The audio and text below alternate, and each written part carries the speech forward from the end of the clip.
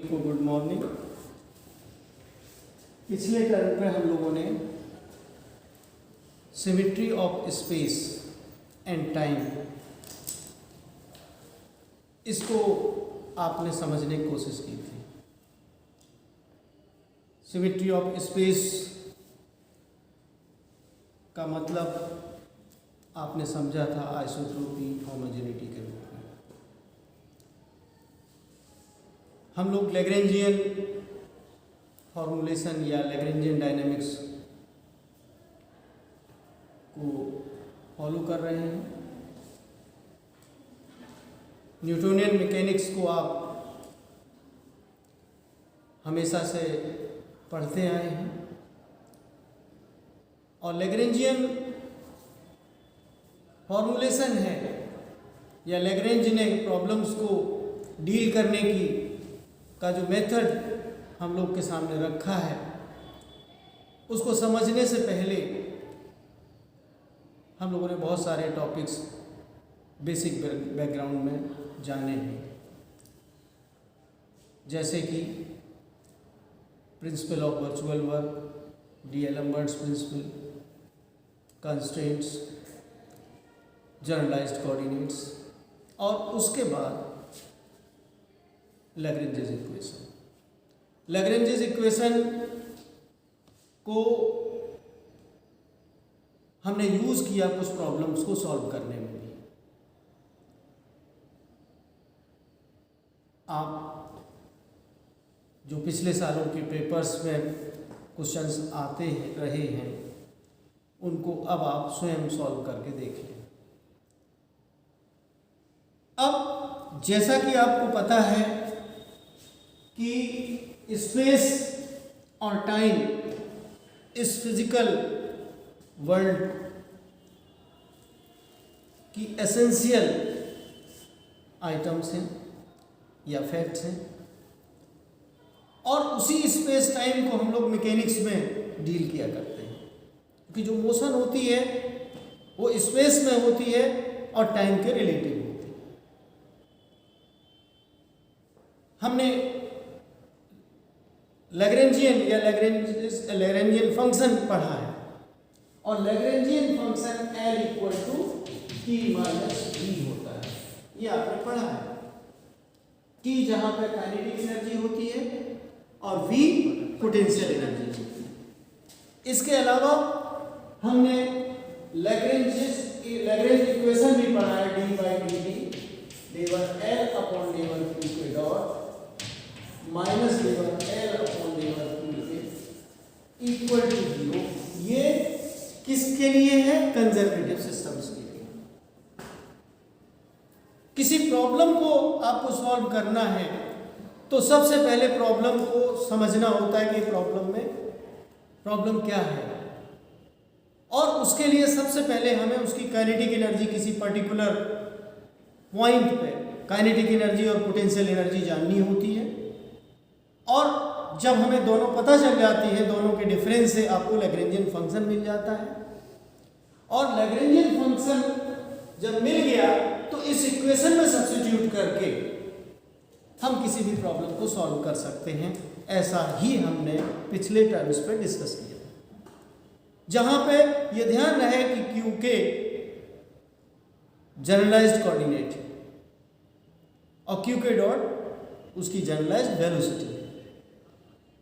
ठीक है, ये भी आपने जाना कि जरूरी नहीं है कि वो लेंथ की यूनिट हो पोजीशन की क्यू के।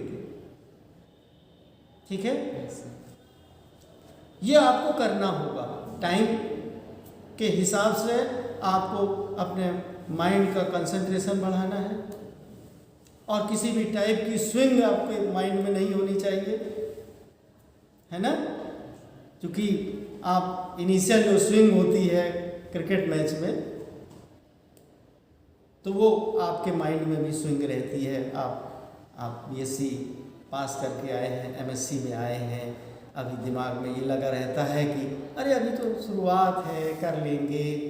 बिल्कुल आलस नहीं करना है, बहुत कंसंट्रेशन लेवल आपको बढ़ाना है और शुरुआत से ही अच्छे से करना है। एक भी दिन आपको ये नहीं मान के चलना है कि हर दिन यही मान के चलना है कि कल एग्ज़ाम है, ठीक है। इस तरीके से आप अपना कंसंट्रेशन बटोरेंगे और किसी भी तरीके से माइंड आपका स्विंग नहीं करेगा और आपके सिलेबस और अनसॉल्व पेपर के प्लान के हिसाब से टू द पॉइंट आप प्रैक्टिस करना शुरू करें, ठीक है। तो ये सारी चीज़ें करनी होती हैं। अगर आपको कोई चीज़, जैसा कि आपको बताया था कि स्पेस है, स्पेस में एक कोऑर्डिनेट सिस्टम लिया जाता है। भाई अगर मोशन को स्टडी करना है, एक हमको जनरलाइज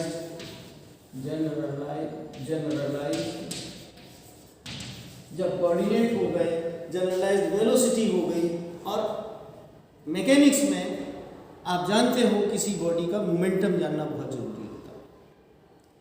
तो मोमेंटम आप जानते हो, जनरलाइज मोमेंटम को हम अब के इसमें इसलिए लगाया जाता है कि क्योंकि हम हमेशा बॉडी को सिस्टम ऑफ पार्टिकल्स कंसीडर करते हैं और हम किसी एथ को या आयत को पार्टिकल को सैंपल के रूप में शो करते हैं और बॉडी के लिए उसको समराइज करते हैं। ये आपको पता है, इतने 2-3 क्लास में धीमे धीमे आप इस जो भाषा आपको जो हम बोल रहे हैं वो शायद आपको समझ में आ रही है। तो जनरलाइज मोमेंटम हमारा पीके होता है और चूंकि लैग्रेंजियन फॉर्मूला रिलेशन है तो हम लैग्रेंजियन के टर्म्स में भी याद करें, क्योंकि नई चीज़ है ये लैग्रेंजियन। वैसे तो P = mv होता है, इतना तो आपको बहुत सिंपली पता है, लेकिन लैग्रेंजियन के फॉर्म में डेवर L अपॉन डेवर Q के डॉट होता है, ये पहले आप जान चुके हैं, ठीक है। अब हमको करना क्या होगा कि इसी लैग्रेंजियन इक्वेशन को यूज करके हमें conservation of linear momentum, conservation laws है, इसमें जो symmetry of space and time हमको अगर प्रूव करना है, इसको मिटा दूं मैं, स्पेस और टाइम को प्रूव करना है तो हमें क्या क्या करना होगा। नंबर 1, जो बुक के हिसाब से होमोजेनिटी, कोई बताएगा होमोजेनिटी का मतलब क्या होता है? स्पेस, और होमोजेनिटी ऑफ स्पेस के साथ हमें conservation of angular momentum, conservation laws में conservation of angular momentum homogeneity of space के साथ हमें कनेक्ट करना है, and conservation of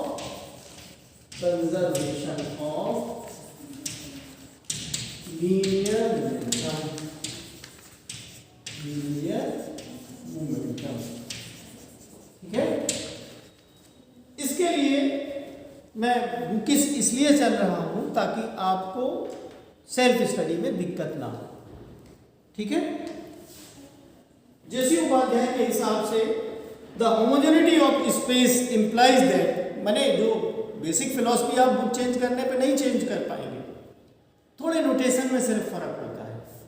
homogeneity of space का मतलब नहीं किसी बुक में बदल जाएगा, लेकिन जो सिंपलेस्ट वे में रिप्रेजेंट किया है और जो आपके पास बुक अवेलेबल है उसके हिसाब से आप देख लीजिए। होमोजेनिटी ऑफ स्पेस, जो कि हम लोग पहले भी डिस्कस कर चुके हैं, that the Lagrangian of a closed system is not change. Translation का मतलब जानते हैं सब लोग, इस पॉइंट के बजाय आप इस पॉइंट पे चले जाते हैं तो ट्रांसलेशन हो गया, और अगर आप इस एक्सिस ऑफ रोटेशन के बजाय कोई और दूसरी एक्सिस ऑफ रोटेशन ले लेते हो तो वो क्या होगा? आइसोट्रोपी से संबंधित है स्पेस को। यही तो बेसिक हमने डिस्कस किए थे कि जो लीनियर वाला होता है, पॉइंट की शिफ्टिंग वाला बात होती है, वो होमोजेनिटी से जोड़िए, कभी कंफ्यूज ना करिए। आप होमोजीनियस शब्द तो हमेशा यूज करते हो, लिटरेचर में भी यूज करते हो, मिक्सचर के लिए केमिस्ट्री में भी यूज करते हो।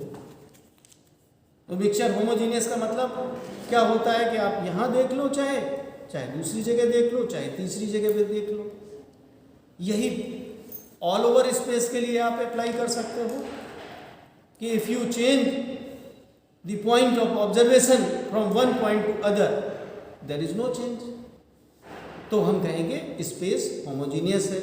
और केमिस्ट्री में आप कहते हो मिक्सचर होमोजीनियस है, सब जगह एक जैसा हो जाए, सारे पॉइंट पे एक जैसा हो जाए। इसी को भाषा में आप ट्रांसलेशन कह सकते हो, यहाँ से यहाँ ट्रांसलेट हो गया। ट्रांसलेशन का मतलब ये होता है, ठीक है। तो Lagrangian of a close system, लेकिन सिस्टम जो हमने कंसीडर कर रहे हैं वो क्लोज सिस्टम का मतलब उसका और किसी से कुछ लेना देना ना हो, ठीक है। माने एनर्जी जो उसके पास है वो रहनी चाहिए, एक्सटर्नल कॉजेज से वो प्रभावित ना हो रहा हो, ठीक है ना। तो Lagrangian of a close system is not change bye an arbitrary translation of all the particles of the system, ठीक है। हम तो सिस्टम को लेके चल रहे हैं, सैंपल के तौर पे एक पॉइंट लेते हैं या एक पार्टिकल लेते हैं, लेकिन वो सारी चीज सारे पार्टिकल्स के लिए अप्लाई है। तो in Cartesian coordinates a small arbitrary translation of the coordinate of the ith particle, इन्होंने ith पार्टिकल लिया है k की जगह पे, कि अगर ri है उसको हमने थोड़ा सा ट्रांसलेट कर दिया है, माने शिफ्ट किया हुआ है ri प्लस डेल्टा ri। आपके पास बुक है, यू कैन सी। और दूसरा इन्होंने इस तरीके से भी लिखा ri equal to ri plus, इसी को एप्सिलॉन लिख दिया है, यानी जो डेल्टा ri है उसको इन्होंने वेरिएशन को शो करने के लिए एप्सिलॉन लिख दिया है, where delta ri equal to epsilon is a constant small translation for each particle. Now corresponding to this change in coordinate the change in delta l क्या हो, ये हमने चेंज कर दिया। तो अगर पहले हमने इस पॉइंट पे जब पार्टिकल था ri पोजीशन पे, तब हमने कहा L था। अब ये अगर यहां पे हम वेरिएशन कर रहे हैं तो चेंज इन लैग्रेंजियन चेंज का मतलब है T माइनस V, माने काइनेटिक एनर्जी और पोटेंशियल एनर्जी में क्या डिफरेंस आएगा, वही तो डेल्टा L होगा।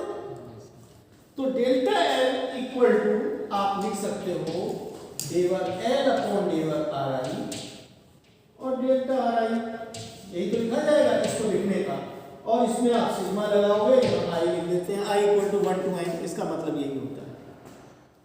कोई प्रॉब्लम समझने में?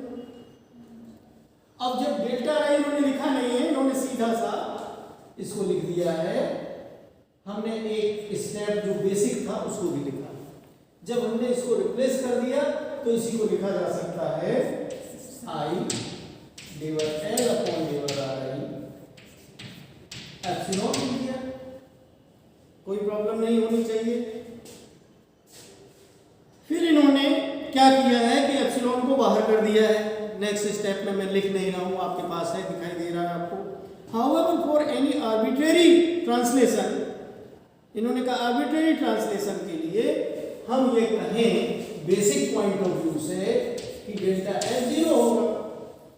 तो जीरो होने का मतलब क्या हो गया, जीरो हम इसको तो मान नहीं रहे, ये आर्बिट्रेरी डिस्प्लेसमेंट तो हम कर ही रहे हैं, इनफिनिटेसिमल वेरिएशन कर रहे हैं। तो अब ये अगर ये चीज जीरो होती है तो इसका मतलब है कि डेवर एल अपॉन डेवर R I equal to sigma, सभी पार्टिकल्स के लिए कहेंगे इक्वल टू जीरो होगा। और लैग्रेंज इक्वेशन क्या कहती है, मुझे दोबारा लिखनी पड़ेगी Lagrange equation, D upon D T of डेवर एल अपॉन डेवर आर आई डॉट माइनस डेवर एल अपॉन डेवर R I equal to zero. ये लैग्रेंज इक्वेशन होती है, आप अच्छे से जानते हो, यही तो होती है। तो इसका मतलब क्या होगा कि d अपॉन dt ऑफ डेवर एल आई एल अपॉन डेवर R I equal to zero है, उसके पहले से हम मानते हैं। इसका मतलब ये हुआ कि d अपॉन dt ऑफ, आप अपने आप देख सकते हो, d अपॉन dt ऑफ डेवर एल अपॉन डेवर आर आई डॉट को भी कहेंगे कि ये जीरो हो जाएगा। इसका मतलब क्या हुआ कि ये जो चीज है वो कांस्टेंट होगी। क्या होगी? कांस्टेंट। डेवर एल अपॉन डेवर R I dot equal to constant, यही तो होगा। डी अपॉन डी टी हटाओगे, इंटीग्रेट करोगे तो इंटीग्रेशन कांस्टेंट नहीं आएगी। और इसकी वैल्यू आप जानते हो क्या होती है, MIRI डबल डॉट PI की। ये हमने पहले ही बता दिया था, जनरलाइज मोमेंटम होता है Q की जगह पे आप सीधा सीधा अपने आप कार्टेशियन कोऑर्डिनेट के हिसाब से R ले लिया, तो ये भी PK ही होगा, यानी कि PK इज कांस्टेंट या PI सॉरी इज कांस्टेंट। तो सिग्मा PI इक्वल टू, ये सिग्मा लगा हुआ है, sigma PI equal to constant.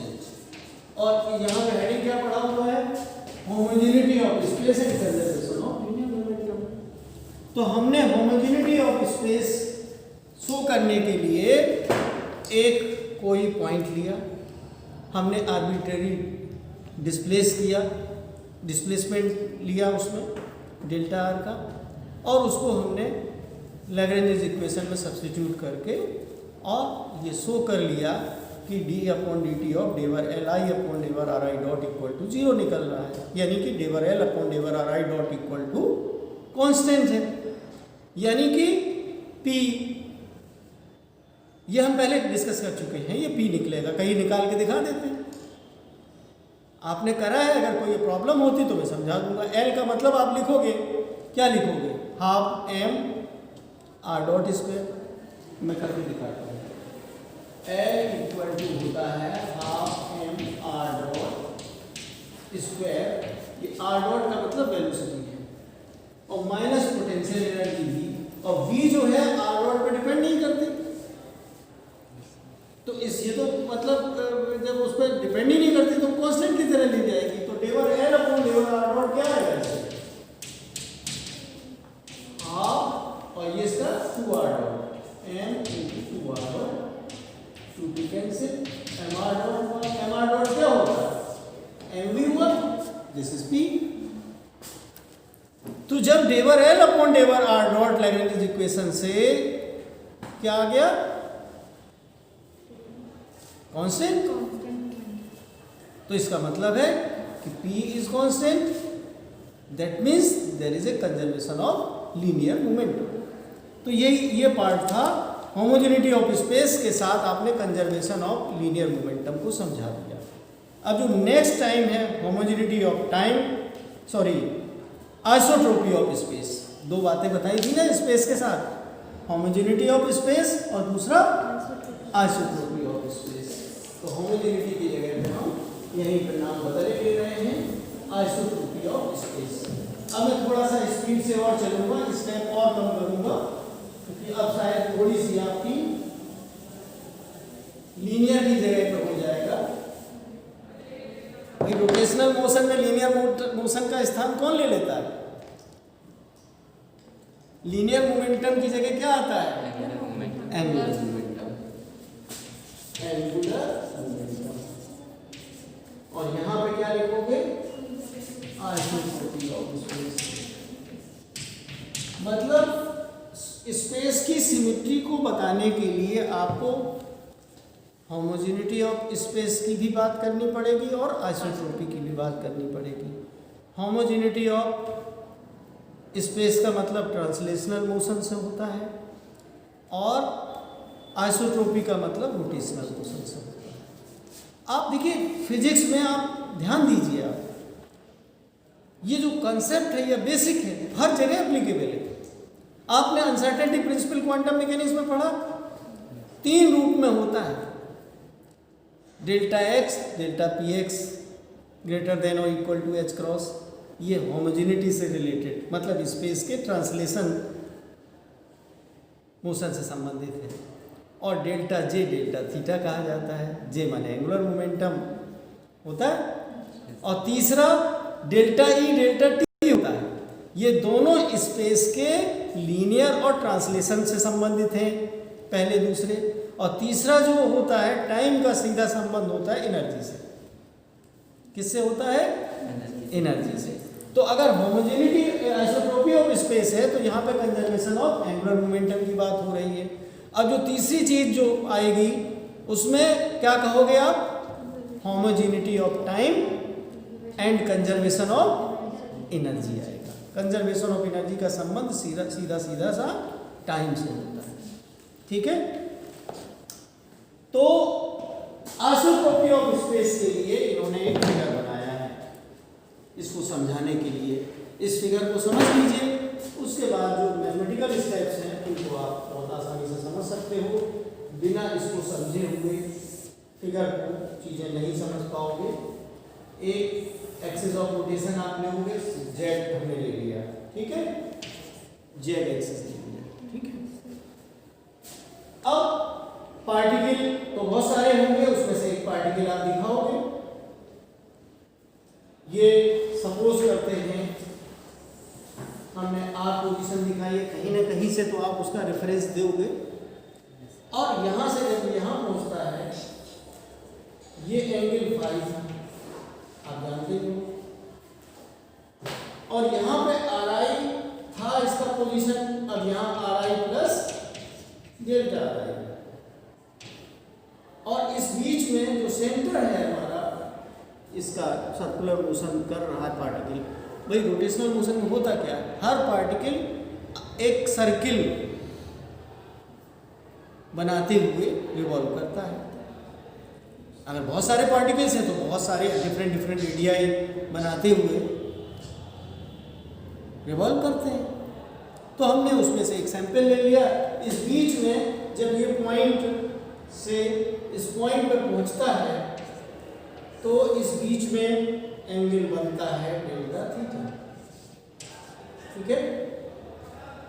अब ये जो हमने यूनिट वेक्टर शो किया हुआ, देखिए नोटेशन हम के कैप भी ले सकते थे, लेकिन हम नोटेशन इसलिए चेंज नहीं कर रहे हैं कि जो भी नोटेशन फॉलो किया है, एवेल्युएशन होगा, आप अपनी मर्जी से करें, कोई भी लिए जा सकता है। यूनिट वेक्टर का मतलब जहाँ कैप लग जाता है तो वो यूनिट वेक्टर हो जाता है, ठीक है। जेड डायरेक्शन में है, जेड कैपिटल, ये फिगर है। तो अब due to isotropy of space the Lagrangian of it, जैसे हमने कहा था due to homogeneity of space उसमें लिखा था, अब इसमें हमने आइसोट्रोपी ऑफ स्पेस। अब लैग्रेंजियन का क्या होगा, क्योंकि हमने पहले ही बता दिया था कि सब कुछ लैग्रेंजियन के थ्रू करना है लैग्रेंजियन डायनेमिक्स में। तो वो बेसिक आपके दिमाग में है कि भाई होमोजेनिटी ऑफ स्पेस क्या होती है या आइसोट्रोपी ऑफ स्पेस क्या होती है, वो तो आपके दिमाग में इमेजिनेशन में है। लेकिन जो मैथमेटिकल डिस्कशन करना है वो आप लैग्रेंजियन के अराउंड ही करें। देखिए प्रॉब्लम सॉल्व करते हो कोई तो सबसे पहले लैग्रेंजियन ढूंढते हो, और लैग्रेंजियन जब हमारा बन गया तो उसको लैग्रेंजेस इक्वेशन में सब्स्टिट्यूट करते हो, यही तो करते हो, और उसके बाद जो सॉल्यूशन निकलता है वही उस प्रॉब्लम का सॉल्यूशन होता है ना।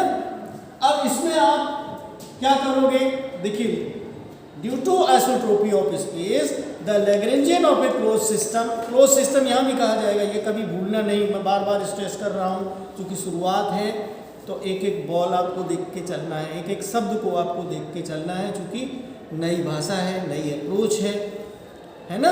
इसलिए मैं बहुत स्लो ढंग से जो बेसिक होता है, बहुत ज़्यादा इसमें लंबा चौड़ा लिखा भी नहीं है, लेकिन जितना लिखा है उसका मतलब आपको आना चाहिए। तो due to the isotropy of space the Lagrangian of a close system remains unchanged under arbitrary, वहाँ आर्बिट्रेरी ट्रांसलेशन था, अब यहाँ पे क्या है आर्बिट्रेरी, एक टाइप की लैंग्वेज है, you can learn in the same way. Let us consider an arbitrary infinitesimal rotation of the system. Infinitesimal rotation, वहाँ पे infinitesimal translation था, about some direction से z direction. Therefore, the position vector r due to rotation delta theta will change by, जो delta r आई है उसको हम यहाँ पे कैसे एक्सप्रेस करेंगे, delta theta z है क्रॉस आर, माने आर में जो वेरिएशन हो रहा है वो थीटा के हिसाब से हो रहा है, रोटेशन के हिसाब से हो रहा है, इसलिए ये रिप्रेजेंटेशन है, ये रिप्रेजेंटेशन है अलोंग जेड एक्सिस जो हो रहा है। इसको समझ लो तभी आगे बढ़े, ये मैथमेटिक्स तो आप कर लोगे कि जेड एक्सिस के अराउंड ही रोटेशन हम शो कर रहे हैं। तो डेल्टा थीटा किसके अलोंग है, जेड एक्सिस। तो आर आई में जो भी परिवर्तन हो रहा है ड्यू टू दिस रोटेशन। ये सिचुएशन को समझना, कोई दिक्कत तो नहीं है अब तक कि और रिपीट करें? इसमें सिर्फ जहां पे समझाने वाली चीज है मैं उसको स्ट्रेस जरूर करूंगा, ठीक है? ये इक्वेशन अगर आपको समझ में आ गई तो आगे सब कुछ समझ में, क्योंकि आप इनफिनिटेसिमल रोटेशन शो कर रहे हैं, ठीक है, अराउंड जेड एक्सिस या जेड डायरेक्शन कहो, जेड एक्सिस शब्द नहीं लिख रहे हैं, जेड डायरेक्शन कह रहे हैं, ठीक है? अब देखिए इन्होंने कहा, ये इसको समझाया भी इन्होंने, वो ब्रैकेट में लिखा है उसमें, since delta R I cap का मतलब होता है R I sine phi delta theta, ये समझाया नीचे। क्या समझ लिया आप लोगों ने एडवांस में? रिपीट करूं या चूंकि आप मैथमेटिक्स के स्टूडेंट हैं, आपने स्पेलिकल पोलर कोऑर्डिनेट सब कुछ तो पढ़ा हुआ है, तो आपको समझ आ जाएगा। The change in the velocity vector due to arbitrary rotation. अब इसमें अगर हम चेंज इन वेलोसिटी कहना चाहें तो delta V I equal to आप लिख सकते हो, डेल्टा वी आई का मतलब होता है डेल्टा आर आई डॉट, ये तो मतलब हुआ इक्वल टू, यहाँ पर डेल्टा थीटा लिखा रहेगा, ये जेड कैप लिखा रहेगा, आर आई की जगह पे आर आई डॉट लिखिए या वी आई लिखिए। Are you clear? ये इक्वेशन आप नेक्स्ट लिख सकते हो, ये वर्ड। हाँ, ये ध्यान रहे 87 88 की तरह रटना लेना एग्जाम के लिए कि बुक से उसने नकल मार दी है। जो कोई नया टॉपिक आता है, नए टॉपिक के हिसाब से अपनी इक्वेशन नंबर डालिए। अगर कहीं पीछे से आ रही है to उसको उठा के यहाँ कॉपी पेस्ट कर लीजिए, उसको इक्वेशन नंबर उसमें इंसर्ट कर दीजिए। तो अब उसके बाद जब हमने बेसिक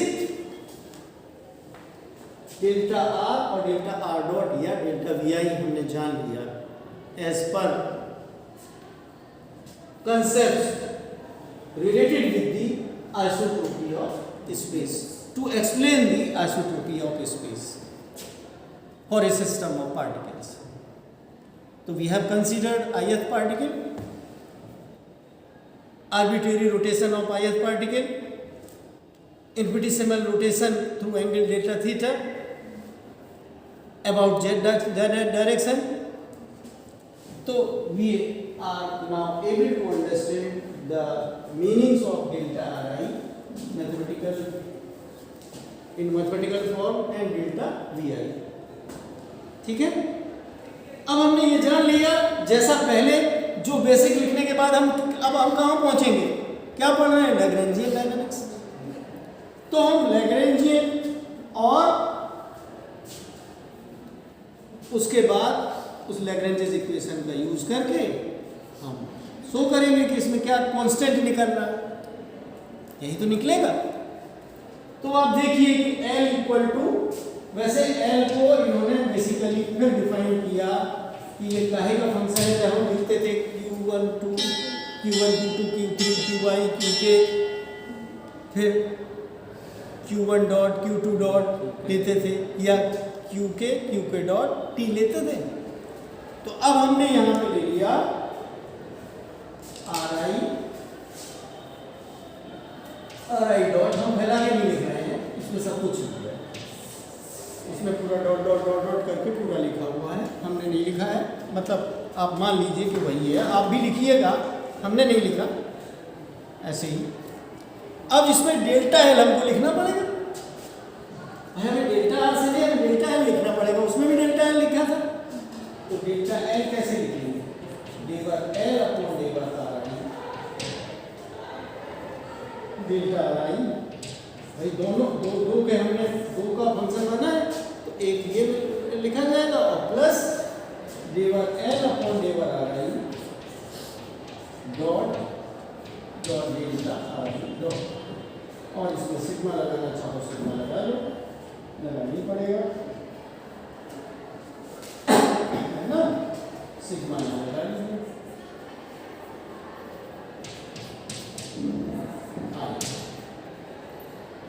ठीक है, और इसको ब्रैकेट में लिख लीजिए, दो बार हमको ये लिखना पड़ेगा। ये फिगर मिटा दूं क्या होगा? क्योंकि जगह चाहिए अब इसमें वीडियो में बनाए रखने के लिए। तो अब ये डेल्टा एल हमने लिख लिया। अब ये एक चीज और समझा रहे हैं कि RI डॉट का मतलब क्या है। हम तो पहले से आपको बता चुके हैं, मैं इसको लिख नहीं रहा हूँ। RI डॉट का मतलब भी आई है, और डेवर L अपॉन डेवर RI का क्या मतलब निकलेगा, उसी लैग्रेंज इक्वेशन से d अपॉन dt ऑफ डेवर L अपॉन डेवर RI डॉट होता है। ये ध्यान रहे, इसमें डेवर RI, इसमें डॉट नहीं है, इसमें डॉट है। वो इक्वेशन आपको पता ही है, d अपॉन dt ऑफ डेवर L अपॉन डेवर RI डॉट माइनस डेवर L अपॉन डेवर RI equal to 0। Side change कर लीजिए, तो डेवर L अपॉन डेवर RI इक्वल टू क्या होगा, dt ऑफ डेवर L अपॉन डेवर RI। ये एक तरीके से लैग्रेंज इक्वेशन थी, लिखी हुई है वो कंजर्वेटिव सिस्टम, तो ये आप लिख सकते हो। और यही चीज जो है आपकी PI डॉट के बराबर हो जाएगी। देखो PI होता है, आपको पता है डेवर L अपॉन डेवर RI डॉट के होता है, लेकिन डेवर L अपॉन डी अलग से भी आपको प्रॉब्लम समझ में आया। डेवर L अपॉन डेवर RI अगर डॉट नहीं लगाया आपने तो PI डॉट के बराबर निकलेगा, करके देख सकते हो। यानी dP अपॉन dt है rate of change of linear momentum, यानी कि फोर्स है।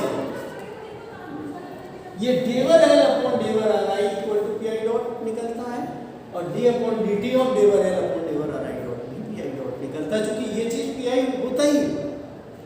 तो PI का d अपॉन dt क्या होगा, PI डॉट। ये चीज लिखी हुई है, चेक कर लीजिए, सबके पास है बुक सामने। तो स्टेप समझ में आ गया आपको। तो देयरफॉर मैं आगे लिखूं या मतलब आप देख रहे हैं तो मैं इसी में पढ़ देता हूं।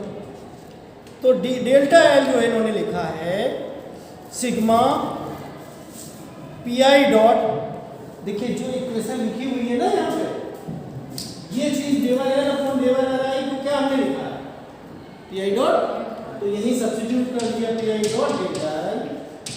इसी तरीके से ये डेवर L अपॉन डेवर RI डॉट को हम क्या लिख सकते हैं, PI, और डॉट डेल्टा RI को इन्होंने PI लिख दिया है। यही तो स्टेप आया है आगे, इक्वेशन नंबर नहीं डाली है, आप चेक करिए आगे। अब जो पूरे इक्वेशंस आपने यूज करी है 87, 88, जिसमें इसको हमने 1 और 2 लिखाया है, इसमें सब्स्टिट्यूशन के बाद स्केलर ट्रिपल प्रोडक्ट को इन्होंने यूज किया है, A cross B dot C, है ना, ठीक है। उसको यूज करते हुए ये 89 पे पहुंचे हैं। फिर 89 पे इन्होंने कहा कि आर्बिट्रेरी है डेल्टा L इक्वल टू 0, आपने उसमें भी किया था, किसमें, होमोजेनिटी वाले में, तो इसमें भी 0 किया। और बाद फाइनली ये RI cross PI equal to constant निकला है ना। और RI क्रॉस PI का क्या होता है, ये भाई बेसिक डेफिनेशन क्या है एंगुलर मोमेंट है, R क्रॉस P होता है मोमेंट ऑफ लीनियर मोमेंटम। यानी इन्होंने ये निकाला d upon dt of sigma RI cross PI, RI cross PI equal to 0। That is जब ये 0 है, d अपॉन dt हटाएंगे, इंटीग्रेट करेंगे तो इंटीग्रेशन कांस्टेंट आएगा, कांस्टेंट हो जाएगा, कर देते हैं, है ना। यही चीज निकालिए, और this is J, this is क्या है, J इक्वल टू कांस्टेंट, ये आपने प्रूव कर दिया। यानी आइसोट्रोपी स्पेस को हमने कंजर्वेशन ऑफ, मतलब आइसोट्रोपी स्पेस से हमने कंजर्वेशन ऑफ एंगुलर मोमेंटम को लैग्रेंजियन फॉर्मूलेशन के पॉइंट ऑफ व्यू से कर लिया। बाद में इन्होंने लिख दिया thus the total angular momentum of a closed system is conserved due to isotropy of space। ये जो कंजर्वेशन ऑफ मोमेंटम होता है, लीनियर मोमेंटम, वो होमोजेनिटी ऑफ स्पेस की वजह से होता है। और कंजर्वेशन ऑफ एंगुलर मोमेंटम होता है होमोजेनिटी ऑफ स्पेस की वजह से होता है कंजर्वेशन ऑफ लीनियर मोमेंटम, और आइसोट्रोपी स्पेस की वजह से कंजर्वेशन ऑफ, ठीक, आर यू क्लियर? अब आते हैं हम लोग एक तीसरी चीज, बस लास्ट बची है, होमोजेनिटी ऑफ टाइम। अब हमें निकालना ही पड़ेगा, कर लोगे? हमने बहुत सारी मैथमेटिक्स बीच में वो छोड़ी है क्योंकि आप आराम से 2-3 स्टेप हैं बस सब्स्टिट्यूट करके आगे बढ़ सकते हो। अब आइसोट्रोपी की जगह स्पेस की जगह time, conservation of angular momentum पूरा हटा देते हैं, कंजर्वेशन ऑफ एनर्जी और होमोजेनिटी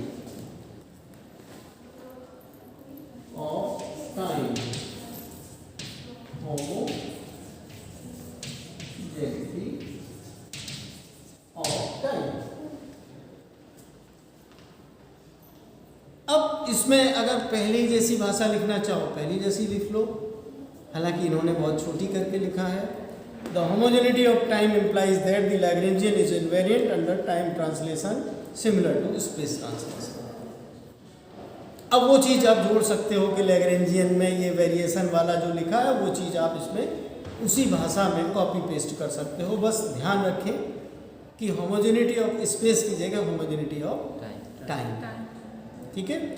आप एक पॉइंट से दूसरे पॉइंट पे आप शिफ्ट कर रहे हो अपने आप को, यहाँ पे एक टाइम से दूसरे टाइम पे अपने आप को शिफ्ट कर रहे हैं। जो हमारे वो कहते थे हमेशा, इसको इन्होंने ज़्यादा दिमाग में बैठाया होगा इस तीनों कंसेप्ट को, क्या नाम, पूर्व राष्ट्रपति Abul Kalam.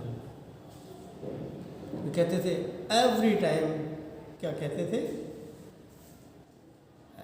Each time is as good as others, इस तरीके से कुछ सेंटेंस, एक्चुअल सेंटेंस मुझे याद नहीं है। भाव उनका ये है कि हर टाइम एक जैसा होता है, यानी टाइम इज होमोजेनियस, यही तो कहते थे। तो अब इसके लिए आप क्या करोगे, for arbitrary small time translation करोगे। The change in Lagrangian delta N equal to, ऐसे लिखा जाएगा, डेल्टा एन इक्वल टू डिवर एल अपॉन डिवर आर करते थे, डिवर एल अपॉन डिवर टी, और यहाँ डेल्टा टी कर। हम वेरिएशन किसमें कर रहे हैं, टाइम में, आर्बिट्रेरी थोड़ा सा हमने टाइम को शिफ्ट कर दिया, है ना, इनफिनिटेसिमल।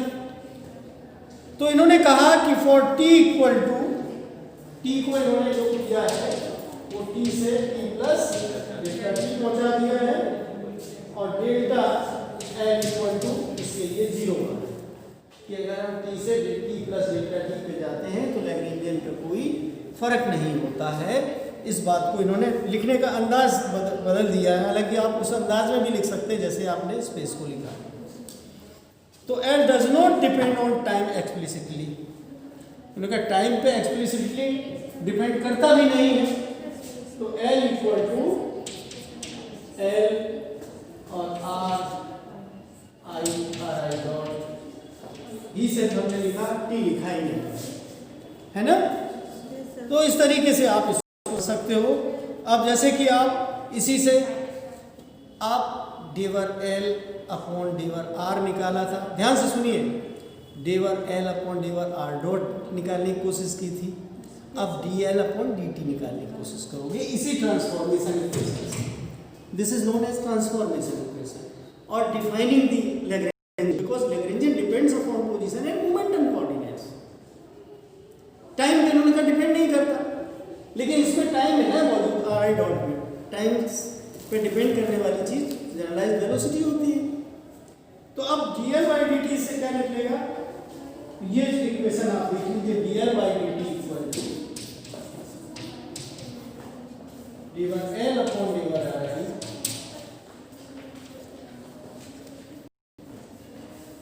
आई डॉट सिग्मा लगेगा प्लस आर डिवर एल अपॉन डिवर आई डॉट आर आई, यहाँ पे डबल डॉट हो जाएगा, यहाँ पे आर आई डबल डॉट हो जाएगा और ये इकट्ठा इन्होंने ब्रैकेट लगाया। देखिए ध्यान से, इक्वेशन नंबर 93 के बाद जिसमें इक्वेशन नंबर देख लीजिए, मैं लिखना ना पड़े, डी/L अपॉन डी/Ri डॉट डी/Ri डॉट प्लस डी/L अपॉन डी/Ri डबल डॉट। फिर इन्होंने इक्वेट करके लिखा है डी अपॉन dt ऑफ डी/L अपॉन डी/Ri डॉट प्लस, इस तरीके से इन्होंने लिख दिया है। क्योंकि लैग्रेंज इक्वेशन से आप उसको चेंज कर सकते हो, है ना, ठीक है। और इनको फिर मिक्सअप करके एक इक्वेशन में लिख दिया है। अब एक इस चीज को यूज करना होता है टाइप से। देखिए आप जानते हो डी अपॉन dt ऑफ डी/Li अपॉन डी/Ri डॉट माइनस डी/Li अपॉन डी/Ri। इस इक्वेशन को ऐसा यूज करने के बजाय कभी कभी हम इस चीज को इस रूप में इसमें शिफ्ट कर देते हैं, इसको हम इसके रूप में कन्वर्ट कर देते हैं। और ये ध्यान रहे कि थोड़ा बहुत इसमें मिसप्रिंट होती है। आप किसी भी राइटर की बुक लें, डॉट लिखने में कहीं कहीं मिसप्रिंट होती है, तो उसको आप अपने हिसाब से एडजस्ट कर लें। तो फिर इन्होंने ये सब्स्टिट्यूट करने के बाद, रीअरेंज करने के बाद, इन्होंने लंबी चौड़ी हम इक्वेशंस लिखने से बच रहे हैं, इन्होंने जो लिखी है, जो मतलब वाली है, आप देख लीजिए इन्होंने क्या लिखा है 94 में, या लिखूं या ऐसे ही देख लेते हैं, देख पाओगे आप, पेंसिल से कर लेना। तो इन्होंने -L का मतलब है उसको भी, जो लेफ्ट हैंड साइड में dL/dt लिखा हुआ है ना, उसको भी राइट हैंड साइड में लिए गए और उल्टा लिख दिया है। बात समझिए पहले, dL/dt इक्वल टू समथिंग लिखा हुआ है। अब अगर dL/dt भी उधर ले जाओगे, d/dt को कॉमन निकाल लीजिए, तो जो भी चीज़ लिखी हुई थी -L लिख दिया है 94 में, और करके इन्होंने ये लिख दिया है। या फिर इन्होंने डी/L अपॉन डी/Ri माइनस Ri डॉट, चूंकि d अपॉन dt हटा दिया है। जब d अपॉन dt हटा दोगे तो क्या बचेगा, इक्वल टू 0 है, जैसा पहले किया था, इक्वल टू कांस्टेंट कर दिया है 94 में, ठीक है। क्यों? उसके बाद ये समझा रहे हैं कि L का मतलब होता है t माइनस v, यानी यहाँ पे mi/Ri dot square minus v। इससे डी/L अपॉन डी/Ri डॉट निकाल के देखा तो mi/Ri डॉट निकला, और इसकी वैल्यू इन्होंने प्रूव करके दिखाई है डी/L अपॉन डी/Ri डॉट डी/Ri। ये देखिए, ये मैं करके लिख देता हूँ, डी/L अपॉन डी/Ri डॉट का मतलब होता है, पी के हमने पहले समझा दिया था, mi/Ri डॉट होता है, यही तो होता है, mv तो होता है। दूसरी तरफ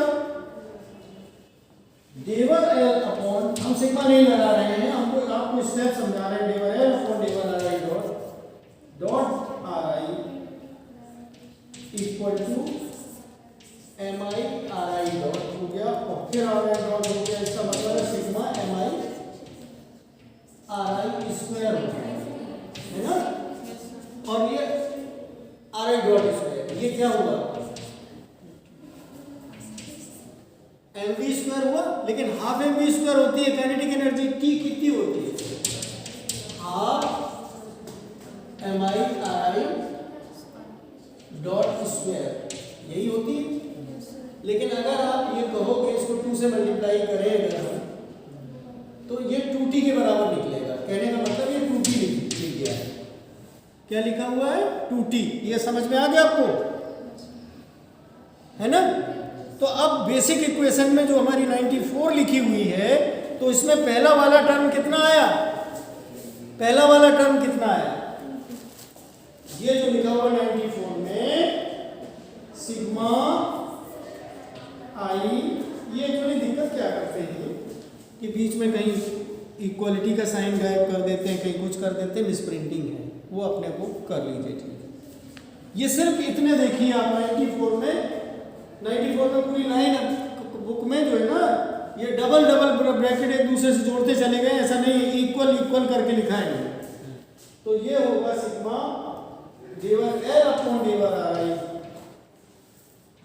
dot minus L equal to constant. ये सिर्फ इतनी है इक्वेशन 94।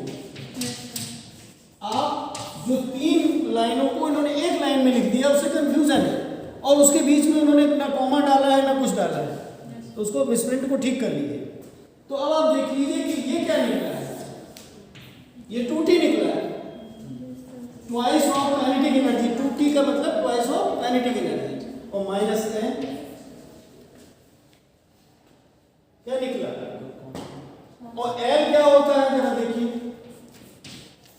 2t, और L को आप t माइनस t लिखिए, तो ये क्या निकला, 2t माइनस t और प्लस t। तो 2t माइनस t कितना हुआ, t और प्लस v इक्वल टू, और t is kinetic energy, v is potential energy. तो टोटल एनर्जी इज कांस्टेंट, यानी एनर्जी इज कंजर्व। घुमा फिरा के इन्होंने स्मॉल जो ट्रांसलेशन किया है टाइम का, उससे फर्क नहीं पड़ा, एनर्जी आपकी कांस्टेंट निकली। ठीक है ना। आप लैग्रेंजियन फॉर्मूलेशन के हिसाब से मैंने लिखा the total energy is conserved for a close system due to homogeneity of time. ठीक है, अभी टाइम बचा है, थोड़ा सा इनवेरियंस अंडर गैलीलियन ट्रांसफॉर्मेशन कर लेते हैं, नहीं तो फिर आपका होगा नहीं। तो तीनों चीज़ें आपने कर ली हैं, मतलब आपने symmetry of space and time with conservation loss completely कर लिया। इसको आप समराइज कर लीजिएगा अपने नोट्स में। इस पर बेस्ड कोई प्रॉब्लम्स भी नहीं होंगी, ये प्योरली थ्योरेटिकल और कंसेप्चुअल टॉपिक था। हाँ, प्रॉब्लम्स किस पे आती हैं, जनरलाइज कोऑर्डिनेट्स बनवाना, डीएलएम्बर्ट प्रिंसिपल से कोई प्रॉब्लम सॉल्व करवा लें, लैग्रेंजेस इक्वेशन से प्रॉब्लम सॉल्व करवा लें। अब हम लोग गैलीलियन ट्रांसफॉर्मेशन करने जा रहे हैं। गैलीलियन ट्रांसफॉर्मेशन, वैसे तो गैलीलियन ट्रांसफॉर्मेशन आपको आता है, यूजी में पढ़ चुके हो, लेकिन हमें लैग्रेंजियन फॉर्मूलेशन के हिसाब से करना है।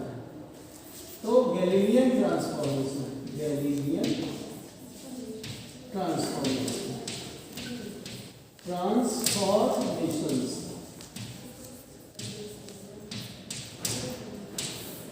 या इसको आप इनवेरियंस, शायद आपके तो आप उसमें सिलेबस में जो वर्ड लिखा है मैं वही टाइप करूं, इनवेरियंस अंडर, मैं पढ़ ले रहा हूं, इनवेरियंस अंडर गैलीलियन ट्रांसफॉर्मेशन। तो इसमें और बढ़ा लेते हैं, invariance, invariance under Galilean transformation. उसमें डायग्राम तो नहीं बना है, लेकिन हम लोग एक बार जो आप प्रैक्टिस करके आए हैं, नहीं खिलाड़ी प्रैक्टिस करता है ना 2 दिन, उसके बाद जब मैच होने जाता है तो उस प्रैक्टिस वाला अनुभव है उसको आप यूज़ करते हो। तो हम आपको रिमाइंड कराने के लिए गैलीलियन ट्रांसफॉर्मेशंस को प्रैक्टिस के तौर पे समझा रहे हैं। गैलीलियन ट्रांसफॉर्मेशन गैलीलियो से संबंधित है, आप जान रहे हो। गैलीलियो एक साइंटिस्ट हुए हैं, न्यूटन से थोड़ा सा पहले ही समझ लीजिए। तो 2 फ्रेम ऑफ रेफरेंस ले लीजिए, एस और एस, है ना। इनर्शियल फ्रेम्स कब होते हैं, जब दूसरा frame of reference constant velocity से एक सिंपलेस्ट डायरेक्शन हमने कोई ले ली, मूव कर रहा है। यहाँ पे चूंकि हमने देख रहे हैं कि एक्स वाई जेड लेके नहीं चल रहे हैं, जनरल लेके चल रहे हैं, क्या आर, एक्स वाई जेड उसमें शामिल होती है, आर इक्वल टू होता है X I cap plus Y J cap plus Z K cap. तो X dash equal to X minus B T आपने पढ़ा था, उसमें पढ़ा था, पॉइंट के कोऑर्डिनेट्स थे एक्स वाई जेड टी, और दूसरे S dash frame of reference के relative S dash Y dash Z dash and T बदलता नहीं है क्लासिकल मैकेनिक्स में। रिलेटिविटी जब आप यूज करोगे लाइट की स्पीड से मूव कराओगे, उसके अप्रोच लाइट की स्पीड नहीं, approaching the velocity of light आप मूव कराओगे, तब T not equal to T dash होता है, उसमें लॉरेंज ट्रांसफॉर्मेशन लगता है। ठीक है, तो यहाँ पे हम एक्स वाई जेड माने स्पेस को रिप्रेजेंट करता है। जनरल वे में आप आर टी भी लिख सकते हो, यहाँ आर डैश टी लिख सकते हो, यानी फ्रेम ऑफ रेफरेंस एस के रिलेटिव उसकी पोजीशन है पॉइंट की, वो आर है, और एस डैश के रिलेटिव मैं दोबारा मिटाई देता हूँ, अब प्रैक्टिस हो गई। अब मैच के हिसाब से जो आपके बुक में दिया हुआ है, तो हमने ये कहा कि ये पॉइंट है और इसकी पोजीशन हम आर टी और आर डैश टी ये दो शो करते हैं। अब हम लोग पढ़ना शुरू करते हैं। बहुत सिंपल सा टॉपिक है। Let us consider two inertial frames S and S dash. उतना तो आपको करना ही पड़ेगा, बैट और बल्ला दोनों की जरूरत पड़ेगी, है कि नहीं भाई? प्रैक्टिस में भी बिना बैट बल्ले के प्रैक्टिस हो जाती क्या? तो फ्रेम ऑफ रेफरेंस तो लेने ही पड़ेंगे। तो लेट अस कंसीडर, कंसीडर की जगह आप अपने अपने अपने नोट्स में लेट अस कंसीडर लिखना, वो डायरेक्ट कर रहा है आपके लिए, लेकिन आप एग्जामिनर को डायरेक्ट मत करना, है ना? तो let us consider two inertial frames S and S dash. The frame S dash is moving with constant velocity V not. V की जगह पे इन्होंने वी नॉट ले लिया, उसकी नोटेशन हम लोग फॉलो कर लेते हैं। Relative to frame S, if R I and R I dash are the position vectors of ith particle in the frame S and S dash respectively, then two frames are connected by Galilean transformation with the transformation equations given by, आप यहाँ पे क्या लिखोगे, R I dash equal to R I minus V I, यही तो लिखोगे। X dash equal to X minus V T को एक जनरल वे में R I dash equal to R I minus V की जगह वी नॉट टी, चूंकि इन्होंने जो नोटेशन लिया है मैं उसी में आपको समझा रहा हूँ।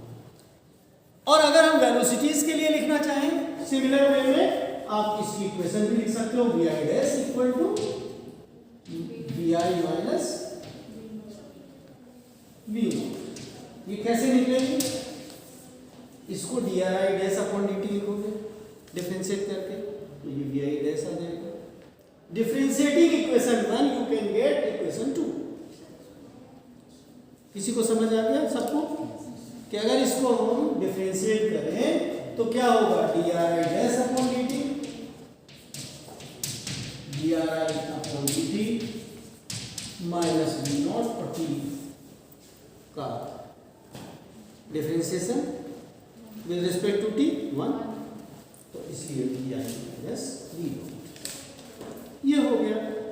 अब अगर हम ये कहें कि जो हमारा फ्रेम ऑफ रेफरेंस एस है उसमें लैग्रेंजियन अगर हम कहना चाहें तो लैग्रेंजियन का हम कहते हैं कि सिचुएशन डिस्क्राइब की जाती है। लैग्रेंजियन फॉर्मूलेशन में करते क्या, सिचुएशन डिस्क्राइब करते हैं, बेसिक जो हमारा कॉन्सेप्ट है उसके हिसाब से।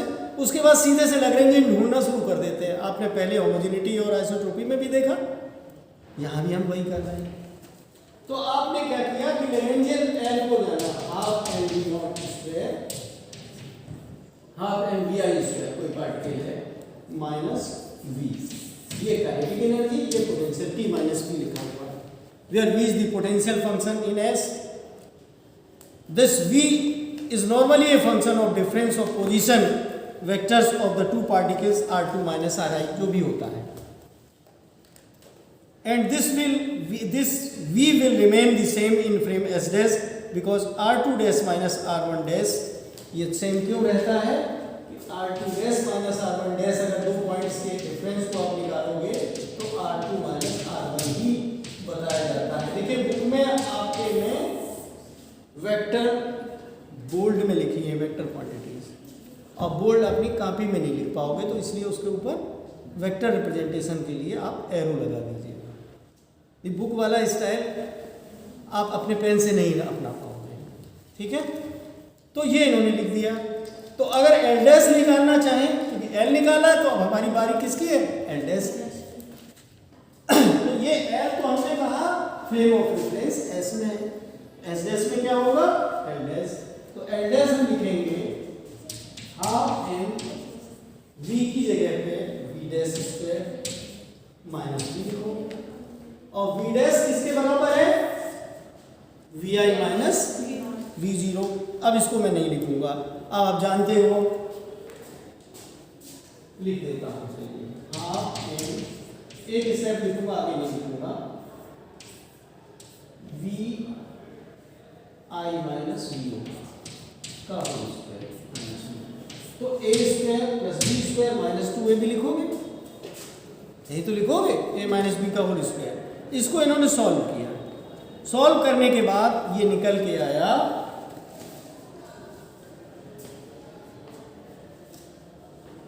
ये निकल के आया, मतलब एक तो आएगी हाफ एम बी स्क्वायर या स्क्वायर माइनस बी वाले को हमने इसी के साथ मिला लिया। इसके बाद भी दो स्टेप बचेंगे, बी स्क्वायर वाला यानी कि माइनस बी हो गया, half M B not square आएगा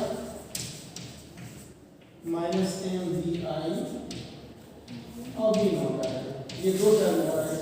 तो ये एक्चुअली एल डैश लिखा हुआ है, ये क्या है पहले से आप जानते हो एल, तो L dash equal to L plus this much, ये आप देख लीजिए, वहीं देखो नीचे अपनी कॉपी बुक में देखिए कि आपको सॉल्व किया, सिंपल सी 9th क्लास की है मैथमेटिक्स ये। उसके बाद एल डैश इक्वल टू, इसको इन्होंने एल सब्स्टिट्यूट कर दिया, भाई एल का डेफिनेशन ही half M B square V I square minus B capital B है, इसको सब्स्टिट्यूट कर दिया, बचे हुए दो टर्म छोड़ दिए। अब इनको हम मैनिपुलेट करेंगे, तो L dash equal to L plus D upon D T of half M V not square T minus, इसको मैंने डी अपॉन डी टी लगा दिया, इसमें दूसरे ढंग से लिख दिया, और फिर इसको लिख दिया एल इक्वल टू, उसको जो जो लिखा था हमने कुछ नहीं किया, इसको कह दिया कि L dash equal to L plus D upon D T of F लिख दिया, है ना, और ये फंक्शन है आर टी का, ठीक है। और जहां पे एफ क्या है बता दिया है कि half M V not square T minus M V not dot R I होता है, जो हमारा दो टर्म थे उनको डी अपॉन डी टी के रूप में लिखने के बाद, तो इन्होंने कहा है थ्रू द गॉस फंक्शन, इसी को गॉस फंक्शन कहते हैं, क्या कहते हैं, गॉस फंक्शन, हमने Gauss function, Gauss function, Gauss function, ठीक है। तो इनवेरिएंस में हमेशा गॉस फंक्शन को हम इंट्रोड्यूस करते हैं, और इसको इन्होंने कहा है through the Gauss function F, मतलब अगर हमने एल डैश में एल में एफ जोड़ D F D F upon D T कर जोड़ दिया जाए तो वो एल डैश के बराबर होता है, और उसके इनवेरिएंस में कोई नहीं फर्क पड़ता है, पढ़ लीजिए। Hence through the Gauss function f r t both L and L dash must satisfy the same Lagrangian equations of motion. Thus the form of Lagrange equation retain the same form in S dash frame. The Lagrange equations are invariant under Galilean transformation. ये आपको करना है, कैसे करना है एक बार फिर summarise करिए कि आपको कंसीडर करने हैं दो फ्रेम ऑफ रेफरेंस। बुक में फिगर नहीं बने, आप फिगर आप एक्स्ट्रा बना सकते हैं, और आपने गैलीलियन ट्रांसफॉर्मेशन के हिसाब से R I dash equal to R I minus V लिख दिया। जब आपने लिख दिया तो इसी से फिर हमने वेलोसिटी वाला भी निकाल दिया डी अपॉन डी टी करके, है ना, और उसके बाद फिर हम खोजने लगे लैग्रेंजियन, और खोजना बहुत आसान है।